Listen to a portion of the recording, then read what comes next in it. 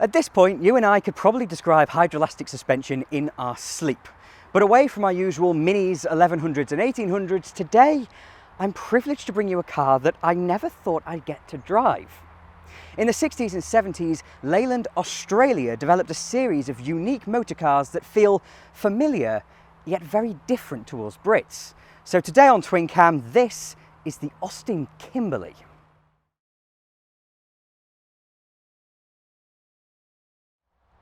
Before we get into it, this car is to be auctioned by Manor Park Classics. So if you fancy driving what's believed to be the only one of its kind on this side of the world, then please do follow the link in the description. But while you and I have waxed endlessly about the genius of Sir Alec Issigonis, we've never done so in the context of export. So before going anywhere else, we're going to need a bit of a history lesson. Over here in little old Britain, BMC was the result of a merger between two of our motoring giants, Austin and Morris, in 1952. The British Motor Corporation had its tentacles in all corners of the Commonwealth. Such was the drive in post-war Britain to export or die. Come the middle of the 60s, BMC were building the three most advanced family cars in the world, all the children of the brilliant Sir Alec Issigonis. We need no introduction for the legend that is the Mini, the most influential motor car the world has ever seen, launching to raised eyebrows in the summer of 1959. With its transverse engine, front-wheel drive, wheel-at-each-corner layout and all-round independent suspension, Issigonis had crafted the template from which the entire motor industry would later work. Wizardry on wheels was a true four-seat car plus space for luggage in only 10 feet and a quarter of an inch. 3 years later, we'd meet its big brother, Britain's best-selling car for virtually an entire decade, the 1100. Based on the same concept, this was a small family car with the advantage of cutesy Pininfarina styling and Dr. Alex Moulton's incredible hydroelastic suspension. Later fitted to the Mini, hydroelastic shuns traditional springs and shocks in favour of a fluid-filled displacer at each corner of the car. The hydroelastic fluid passes through valves to perform the car's damping, and while it remains independent side to side, each front unit interacts with its rear-mounted counterpart, passing the fluid through pipes and allowing the car to stiffen and soften the damping based on the road beneath it and the demands of the driver. In a way, hydroelastic senses the road on which it rides, while springing is controlled by rubber cones in each unit. The result is an almost spooky balance between ride and handling, where it floats along on fluid but then reacts to your needs when you lean upon it. Double wishbone geometry allowing the Mini Cooper S to win all those races and rallies. But in 1964, the year of Paddy Hopkirk's Monte Carlo success, Issigonis' trio was completed by the big 1800. With all the aforementioned features in a larger package, the car known as the Landcrab went a step further, shunning subframes in bolting all the engine, gearbox and suspension hardware directly to the monocoque body shell. To achieve this, the Crab was thoroughly over-engineered, its shell the most rigid of its kind, one of the cars most suited to gruelling long-distance rallies, and in later years, a favourite of the banger racer. The Austin 1800 was named European Car of the Year in 1965, and due to the white heat of its technology, was considered to be the first motor car that would remain mechanically relevant come the turn of the millennium. With the Mini, 1100 and 1800, Austin Morris had the tools to dominate the next 20 years of motoring, or at least so they thought. The Mini and 1100 romped their way into motoring history. But while their modernity didn't do BMC's bottom line any good, they are icons of 60s and 70s Britain. But in spite of its clear brilliance, the 1800 was deeply misguided. Early in development, the Landcrab was destined to sit at 1600cc, But in suffering project creep, it grew larger and heavier than intended, mandating fitment of the larger B-series engine from the 2-year-old MGB.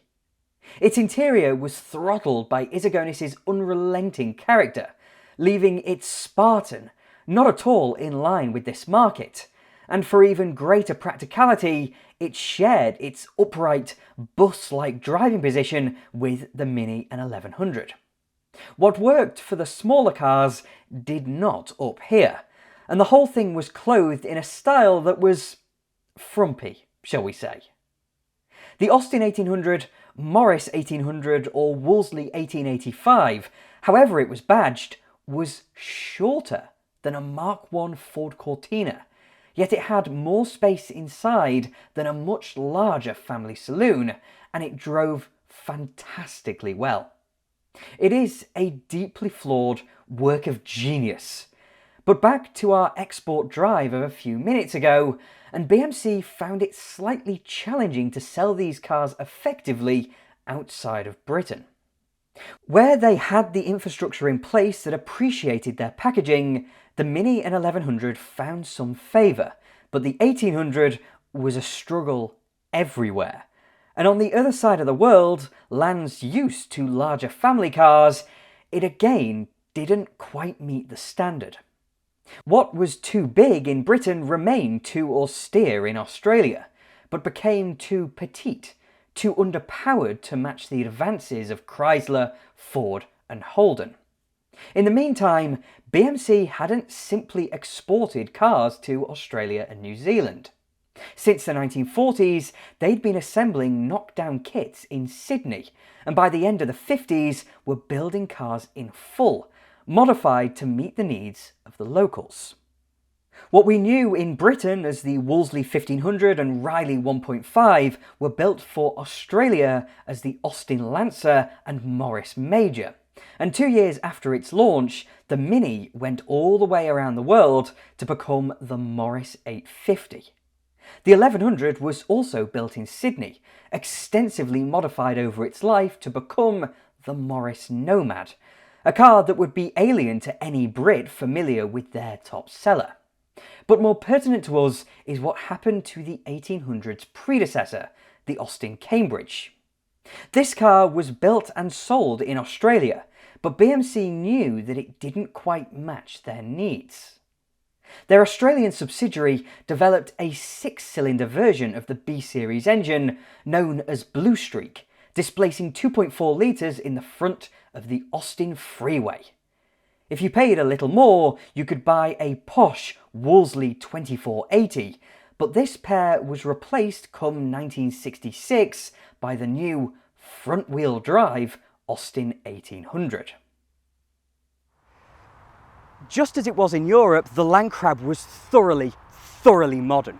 Never mind the front-wheel drive, its hydroelastic suspension made it ride like a limo and steer like a Mini. And with so much space inside, it made a lot of sense to send it off to Australia and New Zealand. But with an 1804 and such individual styling, shall we say, it maybe wasn't suitable for that kind of customer. So in 1970, we met the Landcrab's Australian cousins, the basic Austin Tasman and posh Austin Kimberley. Known together as the X6 range of cars, the Tasman and Kimberley had a serious challenge on their hands if ever they were to match the expected rear drive layouts and big straight sixes of the Chrysler Valiant, Ford Falcon and Holden Kingswood. But although the Landcrab was very short, it was quite wide, a fact that gave the car that nickname from overhead shots of them traversing terrain on the legendary London to Sydney Marathon. In fact, 2 1800s finished in the top 5, the best of which came home in second place. Along that line of thought, even with its front drive platform, a Crab was more than capable of matching the strength of its rear drive peers. But its width allowed the firm soon to be known as Leyland Australia to make the simpler Austin Tasman a 6-seater car. In one part of the world at least, that initial Issigonis project creep did prove itself useful. Nonetheless, X6 was always a mid-life refresh, designed to give the firm time before a truly Aussie-designed saloon could make its debut. But what was too big in Great Britain was far too weedy for Australia.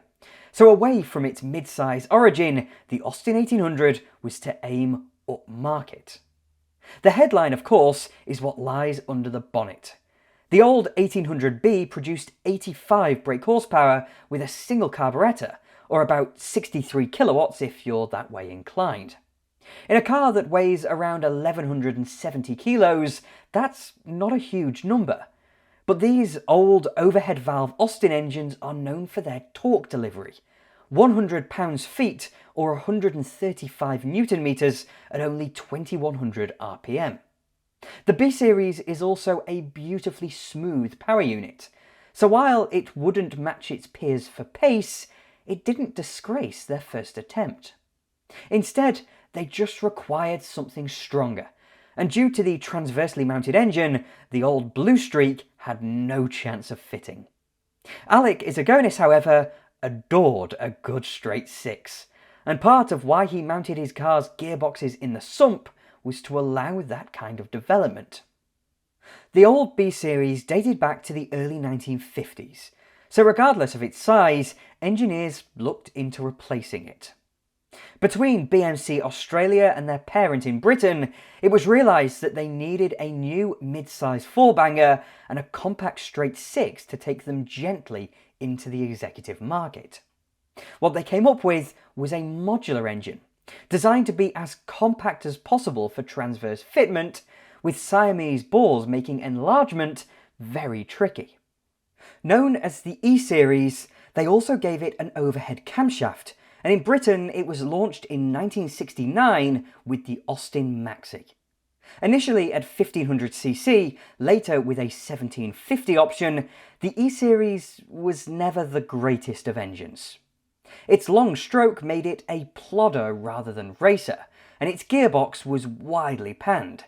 But in Australia, it was first seen under the bonnet of a revised 1100, now known as the Morris 1500, and filling a big gap in their range.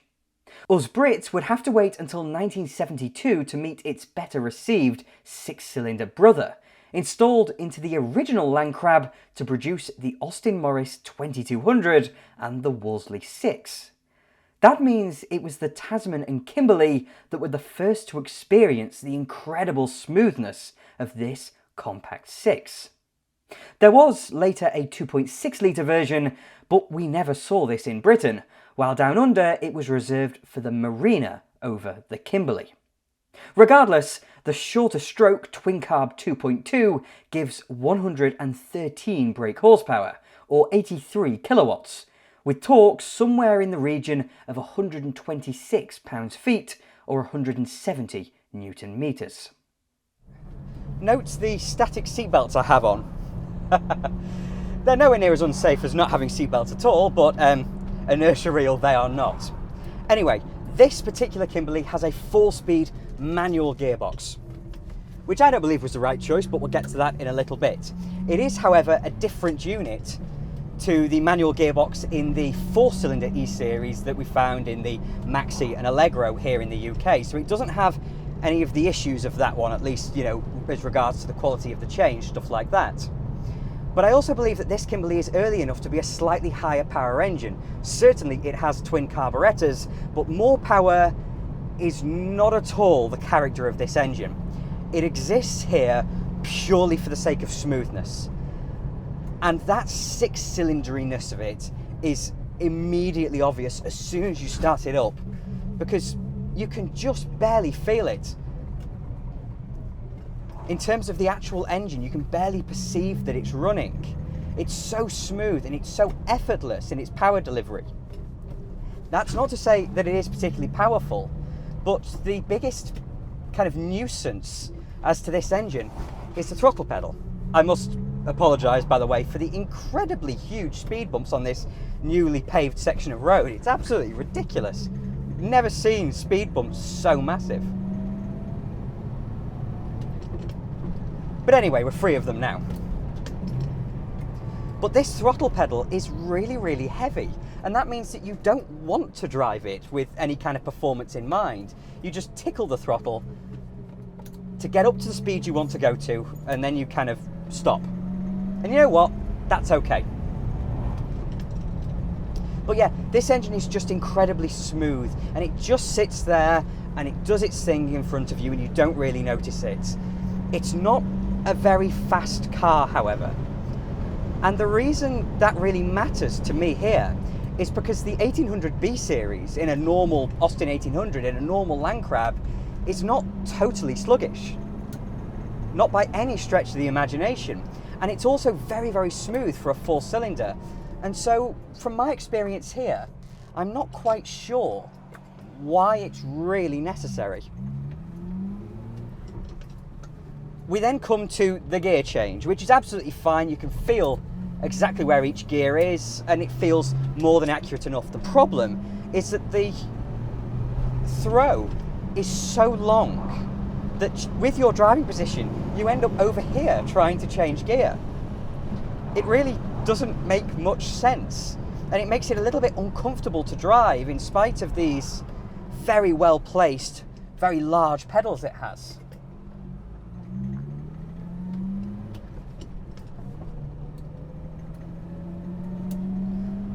I feel an automatic Kimberley would make a lot more sense, because you're not driving this for performance really, you're driving it for refinement, and so the manual doesn't make sense. I would have just bought an automatic and be done with it, and that's fine. All well and good. But yeah, this engine is thoroughly smooth, it's thoroughly competent, but it doesn't feel like one that wants to be rushed. It doesn't feel as though you want to push it into doing any kind of performance driving. As I said, however, it's very, very quiet. What isn't quiet, however, is the gearbox. So I imagine an automatic will be a little bit quieter. But this manual, it sounds like the manual from an Austin 1100. Not like a Mini, and not like a normal 1800, but an 1100. Because 1100 Mark 1s especially whine enormously. The transfer gears on the side that drop the drive down to the gearbox, I believe, give it this really adorable whine, which in an 1100 is character building. You know, you think it's sweet and you wouldn't throw it away because that is integral to the character of the car. But as this is meant to be a big family car and all about refinement with its straight six, that just smacks a little bit too much of unrefinement. And so I don't quite understand why they engineered the straight six if the gearbox is now noisier than it is in an 1800, and you don't get that much more performance, at least in terms of my experience of this car.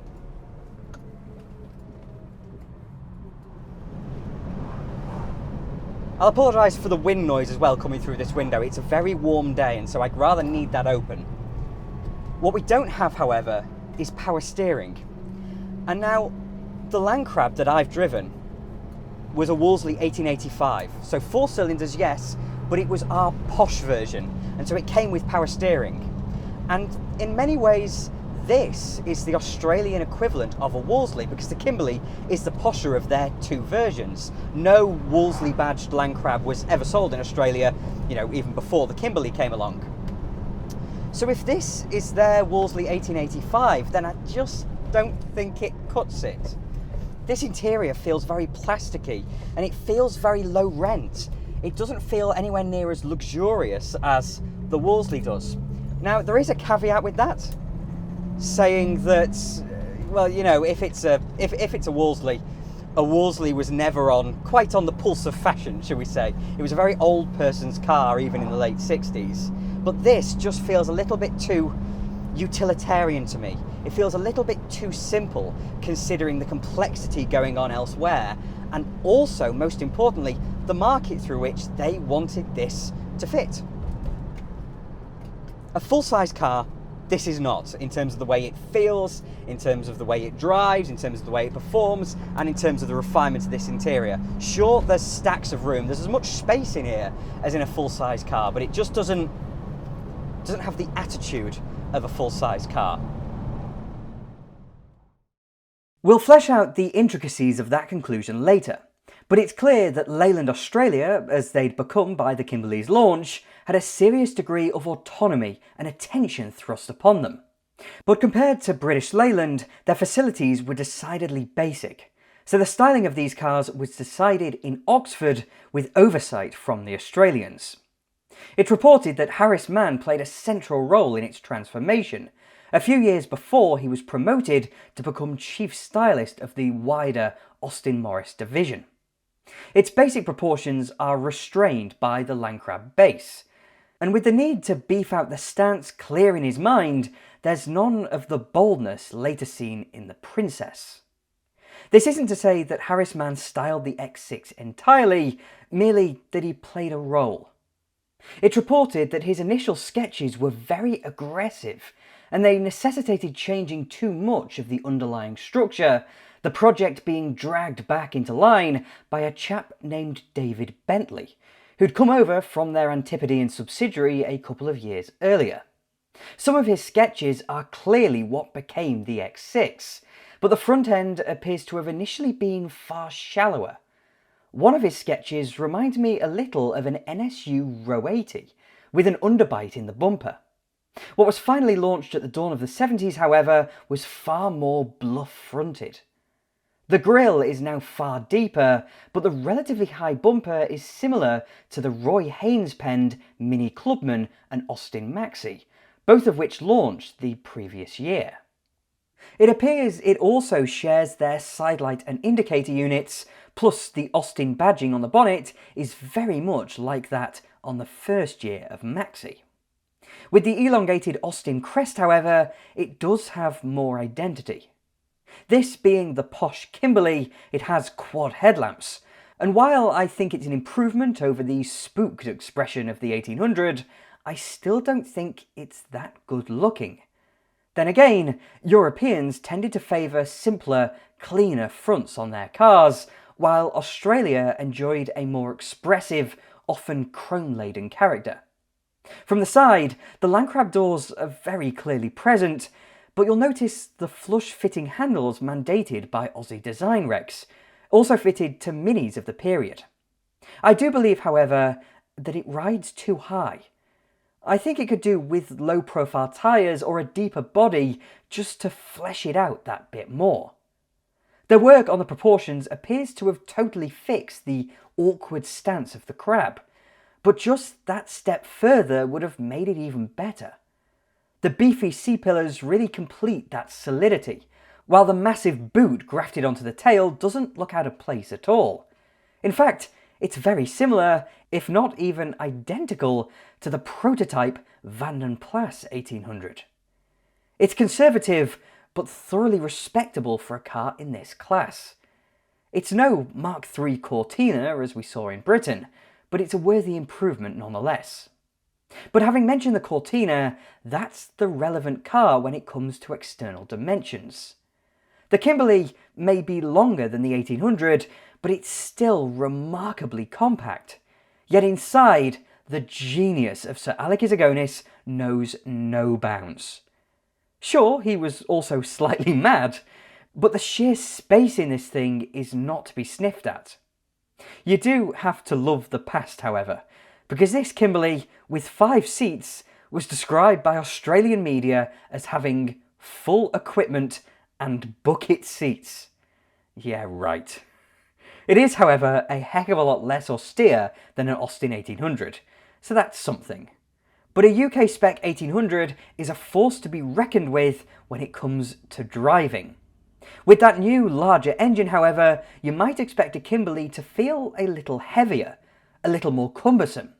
But due to the sheer dinkiness of the E-Series, this straight 6 is nearly 10 kilograms lighter than the old 1800 B-Series. So what that lack of power steering means is that it's an incredible number of turns lock to lock. It's just ludicrous, and you find yourself, let's go around this roundabout here now, constantly turning the wheel, and then you've got to let it feed back through your hands. It's just a bit bonkers, really. With power steering, you could reduce the number of turns and we'd be all right. But without power steering, With this huge steering wheel, however, the steering is not heavy, so it's not difficult to drive, but it just isn't as nice as that Wolseley 1885 I drove.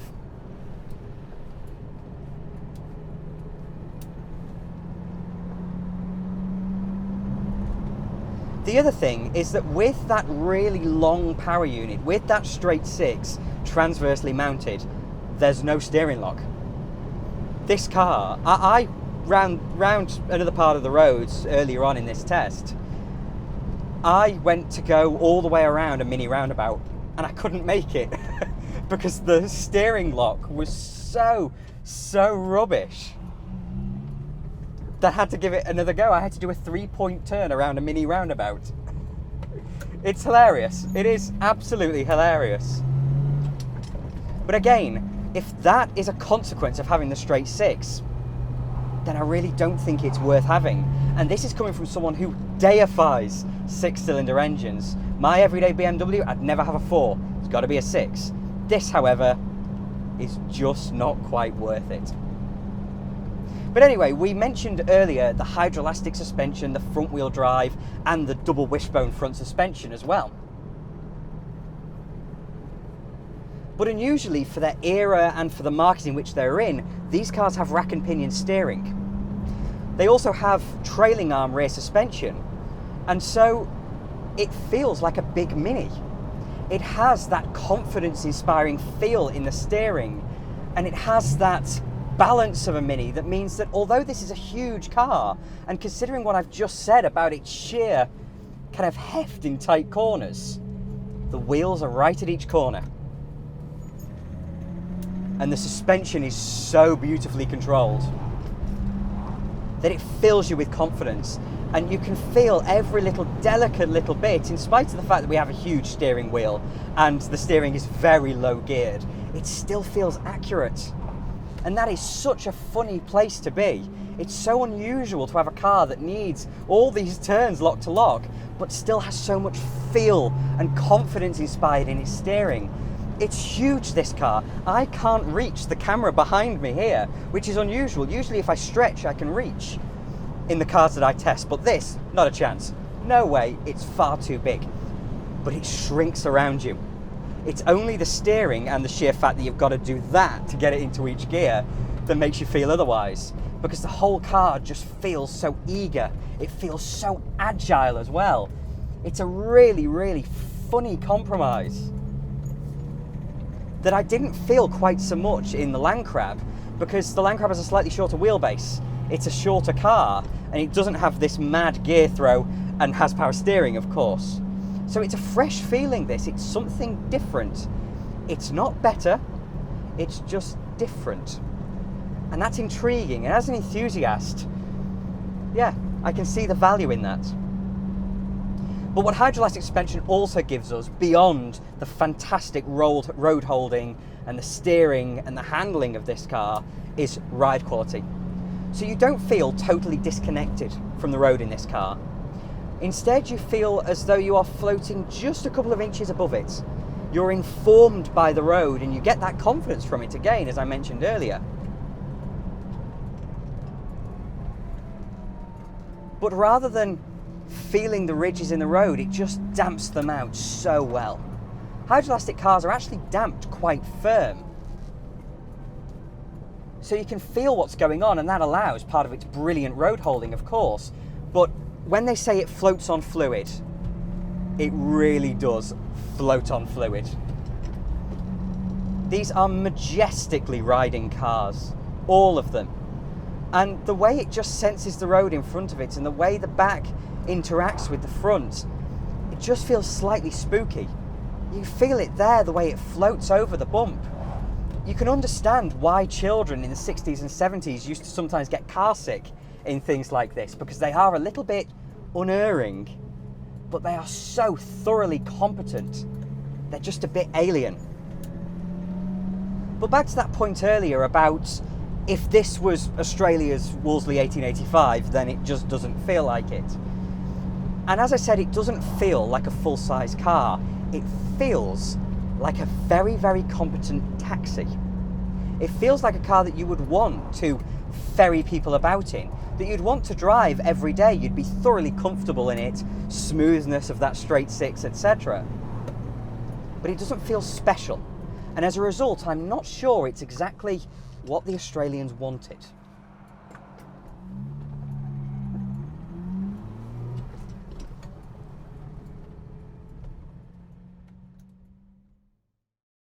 As something of a side note, I reckon a facelifted Kimberley would have worked well in the UK as a midlife refresh of the 1800. Reportedly, that's why the Van & Plas prototype looked like a Kimberley, because it was planned for us Brits to receive an alternate version of these Aussie oddities. A victim of cost-cutting, something the newly formed British Leyland needed to get to grips with. But as you've probably come to expect, this didn't really work. Those who understood the mechanical majesty of the 1800 were already on board, but those who didn't find themselves convinced by this cheap rejig. Sure, the larger engine is nice to have, but it's absolutely nothing on the huge 6s and V8s that were becoming common. The X6 is smaller, and that counted against it too, even if it were actually more practical. Classic perception-based rubbish. Regardless, bridging a part of the gap is not good enough if you still can't even see the other bank. And while the strength of this body is more than up for the task, the in-sump gearbox is maybe a different matter. And those who were scared of front-drive modernity were not filled with confidence. Ride and handling may be superb, but when it falls apart in almost every other metric, the X6 feels far less Australian than a glance would suggest. Wheels magazine were pretty favourable back in 1970, seeing the good points of the 1800 carried over into these more palatable motorcars. But within a couple of years they said of the X6, by average standards, it's an excellent car. It won't shock you to hear that the Tasman and Kimberley lived very short lives. While the original 1800 survived until 1975 in the UK, the X6 died after only 2 years on sale and 15,000 units. Known in New Zealand as the Morris Kimberley, these cars also saw the end of those historic names. The now Leyland badged Marina was more suited to Australian needs, with rear-wheel drive and that larger 2600 E6. But it seems they recognised that Australia needed a truly large car. The heavily teased Leyland P76 and its Rover V8 replacing these cars for a brief few years before Leyland Australia beat their British parent into bankruptcy in 1974. With all this fuss over big, classically Aussie saloons, it turns out the little Leyland Mini is the one that remained in their hearts. No matter where you are in the world, some things never do change. There's no doubt in my mind that the 1800 needed work, and in many ways the Kimberley is a better rounded car. It looks a lot less fussy, and with that straight six it feels much more like a big family car. But I think I might be too European to really see its appeal. It's still very fussy, and it's nowhere near as eye-catching as many other cars you could buy. The interior only adds to my feelings there, making me feel overall as though this is just a dull old car that's almost entirely forgettable, not reflecting one iota the engineering supremacy that resides beneath. And with that, thank you very much for watching. If you enjoyed the video, then please do click like and subscribe to TwinCam as well. I'm thoroughly indebted to my wonderful Patreon supporters, so if you would like to support me that way, then please do follow the link in the description below. And I'll have more videos coming along soon.